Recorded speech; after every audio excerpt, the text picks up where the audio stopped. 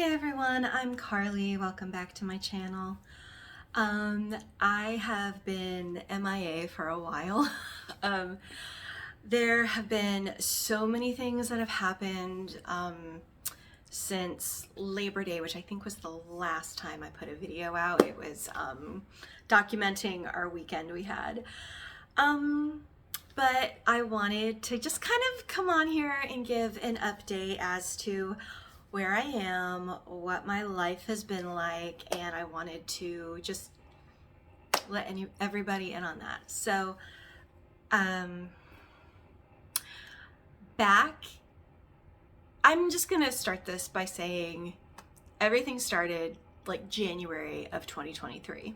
So, January 2023, was still with my same company. I was still doing healthcare, documenting insurance verifications, that type of thing for, it was a corporate healthcare industry. The company I worked for, basically had a very specialized medical supply. And my job was to verify benefits for the use of that special medical supply. So, with that being said, January 2023, so many things changed in my company. How we did business changed, how we verified benefits changed, and my team grew very big. The team grew, the company itself grew. We moved offices in summer of 2024. That's a lie, I'm sorry, summer of 2022. And then by the end of that year of 2022, things had just like, we're blowing up. It was crazy. It was going to be really, really good. So in January of 2023, this is really where the story started. Things had changed within my department, and it was fine. You know, as far as I was concerned, like nothing within my job detail or how I was doing my job had changed. And then slowly and rather insidiously, things kind of started to unravel. We had hired a bunch of new salespeople, and due to hiring the new salespeople, everything became way more time-stamped on my department's end, which again was fine. Like we used to have like certain cutoff times, like not times, I'm sorry. It would be like for certain insurances or certain insurance payers, you had up to 48 hours to complete an investigation for benefits. And typically within that time, that's really all you needed, depending on who the payer was. The thing is that when you work in sales, also along with healthcare, it's really competitive. It's incredibly competitive. And my company was not the only company that had specialized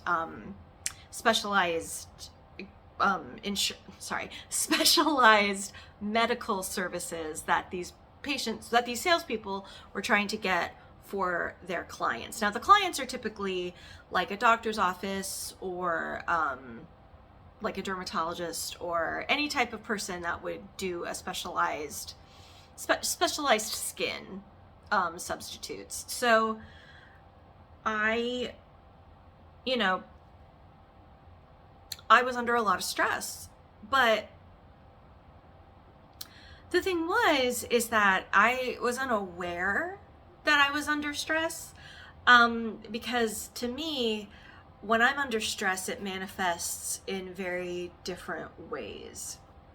So, last year in March of 2023, which was a year ago, I developed a rash. I developed just these pink and red spots from here down to the bottom of my belly. I had like one on my arm, but it was really tiny and you couldn't really see it. But I had this rash all over this area. I couldn't figure out what it was from. Like, nothing had changed. I didn't change my detergent. I hadn't changed any of the like beauty products I was using, none of the lotions, none of it. Nothing had changed. And I'm one of those people that I very rarely will go to the doctor. But with that case, the thing is that it wasn't itching. It was like all over my body, but it didn't itch. So I went to my doctor, and I actually didn't see my regular doctor. I saw a different doctor that day, and I go in, and she just looks at it and she goes, I know exactly what you have. You have something called pityriasis. And I'm like, dear God, what is that? She goes, don't stress out. It's okay, because it's actually a stress rash. A what now? It's a stress rash. It's one of those psychosomatic things that you get when you are stressed out, and it comes out through your body. I don't know if you hear that. I'm sorry. I don't know what's going on with my neighbors upstairs. And I immediately am taken aback to, I think it was like an episode of The Sopranos where Tony Soprano also like has this rash, and I'm like, oh man. And I'm like, what am I stressed out from? Like, I couldn't figure it out. Like, don't get me wrong. Like, work itself was like stressful, but I didn't think it was so stressful to the point that I would be breaking out from a rash. But then other things started to happen.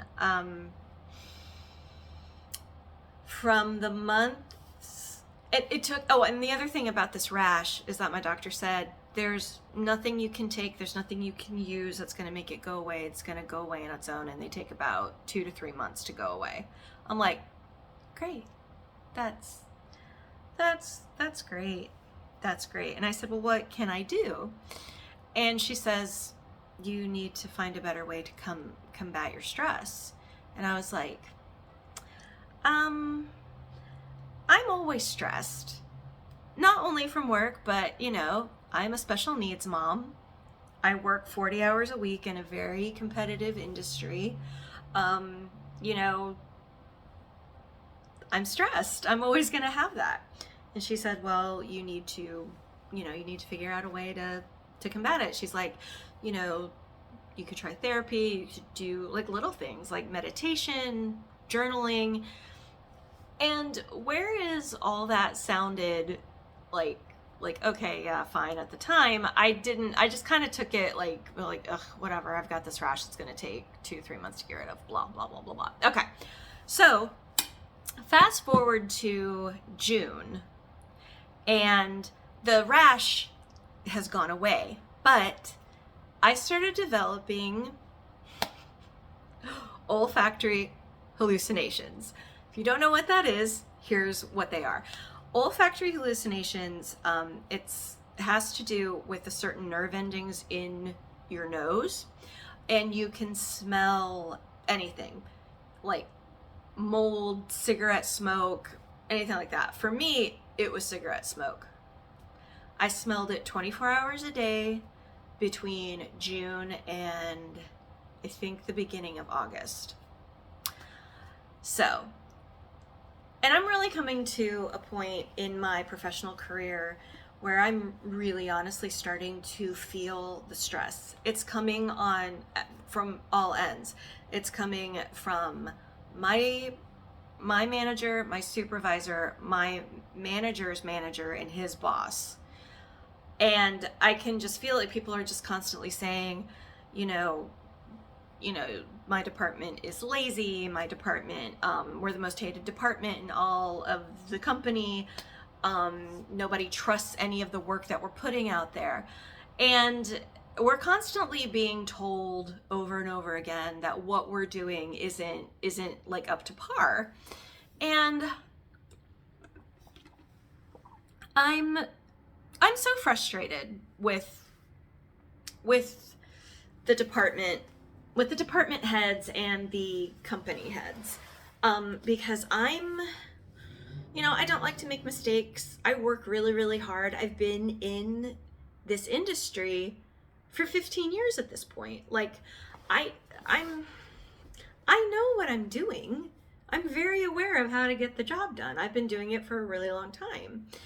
But it's like they change all of a sudden, like everything changed. Like our turnaround times changed from like 48 hours to 24 hours, and then the ones that were 24 hours changed to between 6 and 12. Like you had to get them done the same day that you were assigned them. And it just kind of just like blew out of control. And within this time, like so many things are happening within my own department. People are being hired and then immediately being fired, or they're not lasting long, or they don't have the experience that they said they had in their interview. And these people just honestly can't keep up, which is unfortunate because, they're all really nice people, but they just can't keep up with the demand of how much we are being assigned, like how many cases everybody is being assigned. I mean, long story short, we're being inundated left and right every single day. So all of this is happening, and in between that, I like have a really serious heart-to-heart with my husband. My husband has this great job. He gets to work with the special needs community every day at our local high school. It's the same high school our son graduated from, and he loves it. He switched careers in 2020, and it was after he had a battle with COVID. And, we had the same conversation. I said, your present job is killing you. I said, regardless of how much money you make, if you switch careers, we'll be fine. We always are. We always will be. We always manage to make it work. I'm like, even if like one of us, like even if you have to do a second job, that's fine. We'll be okay. We always are. We'll manage. We always do. So he took the test that he needed to take. It's called the Parapro exam. And he got a high enough score that for the state of Virginia, where we live, he can be a teaching assistant. And his goal was to be a teaching assistant for the special education program. And he got it. The first year he worked there, everything was online. And so he was a one-to-one with another student. And the second year he worked there, he was a teaching assistant in an actual class. And he's been there for like 3 or 4 years now. And it's great. It's been a great opportunity for him. He's also able to coach. And because he's able to coach, he gets certain amount of stipend money from coaching. So that honestly is his second job. So he coaches 3 sports. And with that definitely helps. Now, we were like, from my income, like I'm making a decent amount of money. I'm making it so that we don't ever really have to worry about bills. We can save just a tiny little bit every month. And it came to pass where I was coming home every night, and I had like the weekday scaries every single day. It's like I would come home and it was all the energy I could do just to come home, make dinner, and go to bed. I couldn't do anything else. Like I could barely interact with my child. I could barely interact with my husband. It was bad. When I tell you it was bad, it was so bad. My anxiety was horrible. My stress, and at this point, I think it's around like maybe tail end, maybe I'm going back in time. It's like mid-June, and I just have this heart to heart with him, and I said, I want what you have. I do. I want what you have. Because, my husband never gets the scaries. He genuinely likes what he does. He looks forward to seeing his kids every day. He looks forward to seeing what the day's going to bring. And I've never seen him since he's taken on this particular job. I've never seen him be in a bad mood about it, or like been like, ugh, I can't go in today. I can't face it. He's never been like that, ever. And I said to him, do you think we could make it financially if I too decided to become a teaching assistant for the special education department at the school? And he was like, yeah, like no hesitation. He's like, yeah, absolutely. Take the test, do it. And I was completely floored because I thought I would get something different. I was just very, very happy that he was like, yeah, we'll be fine.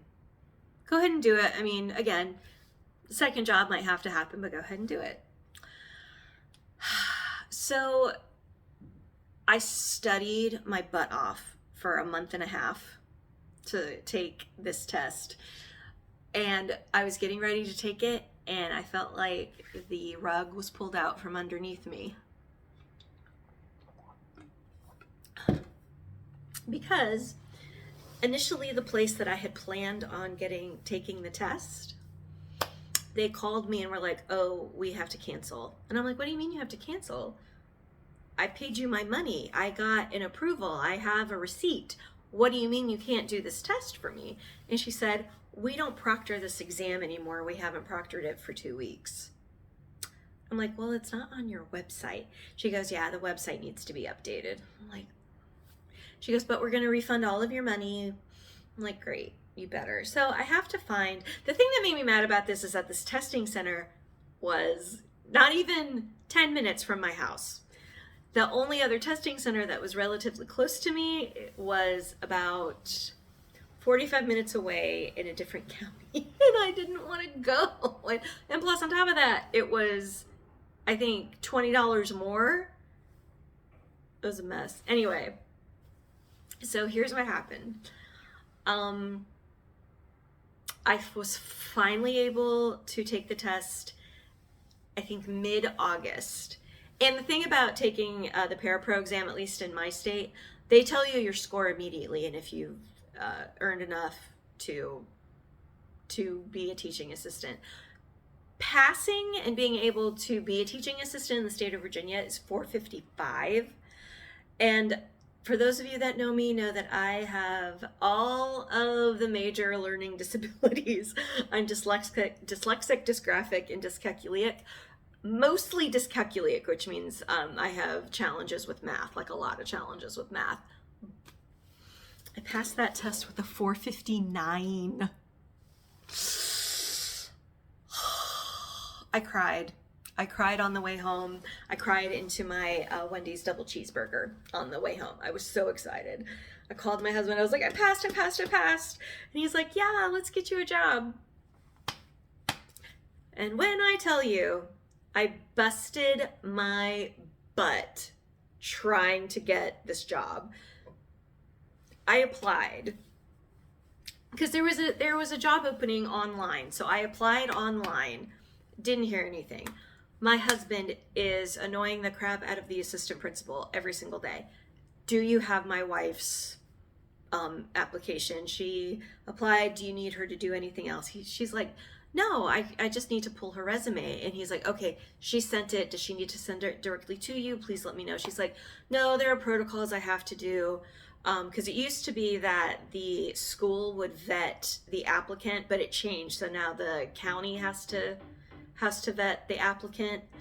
So that was a mess. They changed everything in their own structure. So it took the vice principal over a month. Like it was like a month and a half, 2 months before she was even able to pull my resume and my documents that I had passed the exam. But anyway, that all came to pass, and in October I interviewed. I was offered the job on the spot, and I was really surprised because I had said to my husband, I was like, so if I get this job, are we gonna work in the same classroom? And he said, we probably won't work in the same classroom. We'll probably be in the same department. And even the principal in my interview said, you know, you guys will like maybe you guys may work together, She goes, sometimes it's just gonna happen. I was like, okay. And I was like, now is there like a no-no or what have you? And she was like, not really. And she goes, and you know, you don't think that's gonna overspill into your home life? And I'm like, you know, my husband and I have been together for so long and we work really well together. And we've worked together before. So I think we'll be okay. And I had never been so freaking happy in my entire life. I think, you know, the day my son was born, best day ever. This close, it's in the top 5. It's in the top 5 at least. And I had to go in, and I got my offer letter and all that jazz and everything happened, and I had to go in and give notice. And a lot of things had come to pass by that point. You know, true colors had been shown. My anxiety was so bad I had to go on medication, and I've never done that before, especially for anxiety. But, you know, it was so bad I had to go on medication. The medication I'm taking was probably the best thing I could be taking, but it really, you know, it really helped. But I was still struggling with stress. And at this point I had started doing all the things my doctor had said. Like, I had started meditating a little bit more. I had definitely started journaling. I would do just what's it called? You just brain dump. You just write what's ever on your mind. Like, there's no rhyme, there's no reason, there's no prompt. I just started writing whatever I was feeling. All of that helped.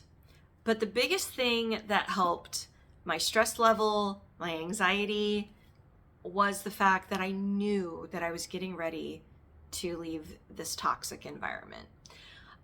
And I don't say that to say that the people who work within the interminglings of this company are bad people, because they're not. They're not. They're all put in a position to make money, because that's what companies at the end of the day do. They need to make money. It's all about the bottom line. I understand that. I do.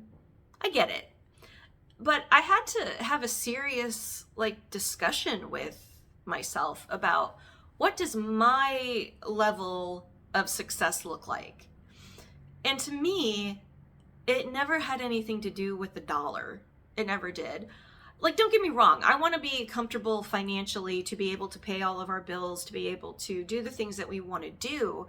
But I've never put a dollar amount on anything, because when I think about it, I don't value money to that regard. I view success as being able to wake up in the morning and just be okay with the fact that, I get to go to this great place every day, and I get to see these great people and work with these great kids, and don't get me wrong.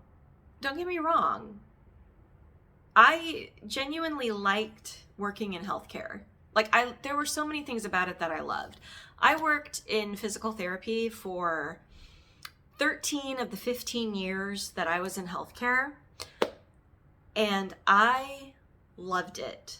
I loved it. I love to see people heal. I love to see that progression of that. And when I went into the other side of it and was working in corporate, that the biggest key for me that I loved about healthcare was just immediately taken away. And it was honestly, that was probably the hardest thing to adjust to. It's we would have all these salespeople come in and show us all these great cases, but it felt like I was removed from it in some capacity. And, even though one of the reasons I left, healthcare in an office setting was a lot to do with patient care, I still missed being in it. I still missed seeing the healing progress for patients that didn't think they could do that. I missed that. So I went in it was the end of October, and I gave my notice. I did it verbally first, and I told my manager and my supervisor. And I'm one of those people that I never really want to leave anybody hanging. And I did it with integrity, all the integrity I had. I said, it's just, I just want to let you know that my last day will be like next Friday. I want you to know that I've enjoyed my time here, but this just isn't working for me anymore, and it's time to move on. They were surprised, but when I told them where I was going, they genuinely understood. So I told them first, and they both really appreciated that, because as toxic as the environment was, I don't put the full responsibility of the toxicity on my manager and my supervisor, because honestly, they're stuck in it. They're being told from the higher ups that this isn't working, this needs to be done, you guys need to fix this. So they're honestly like it basically in the same boat that I am. They're just, they're privy to more information about it.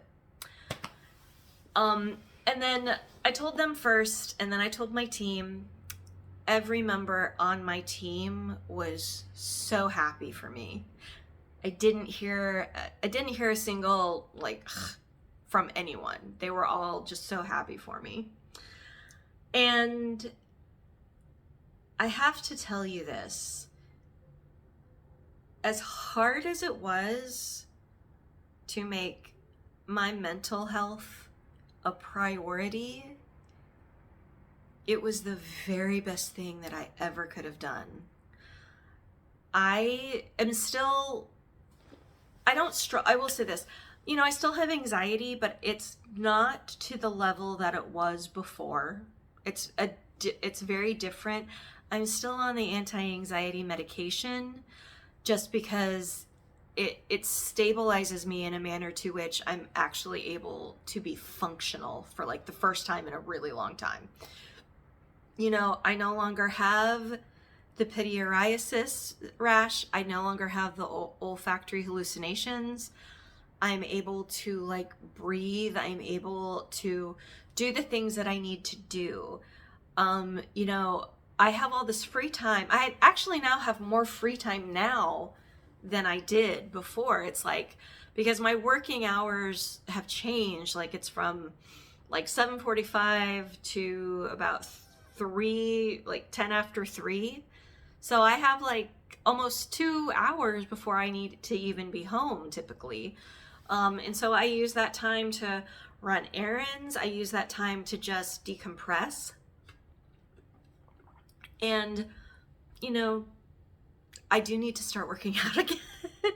But I will say this, my doctor and I have both noticed so many things changed that, we're contemplating lowering my blood pressure medicine, because my blood pressure for the first time in I don't know how long has gotten, with medication, has gotten down to normal for the first time in, I don't know, I'm 46, so the first time in almost 15 years.